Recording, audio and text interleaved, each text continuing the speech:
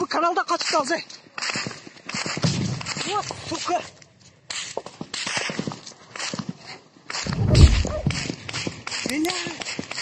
Bela.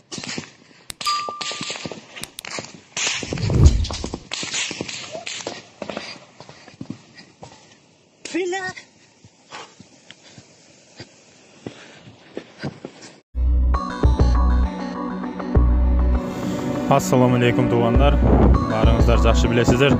Тәжікстанда гражданский соғышта 97-жылы Бишкекте Аскар Акаев оппозиция менен Рахмонду жолуктуруп, Тәжікстанда гражданский урушту көчүнө эң чоң салымын кошкон. Кыргызстан білесіздер. Ошол убакта 5 жылда 100 миңдеп адам тажиктер өлгөн, Тәжикстан граждандары.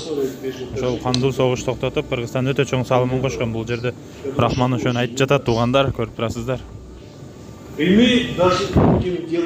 Ошол убакта миңдеген Тажикстандан келген беженстарды кыргыз элин баккан. Баткендиктер аны өтө жакшы билишет. Аман эле болсун, бул жерде эл күнөөлүү эмес, ушул бир эле ушул адам.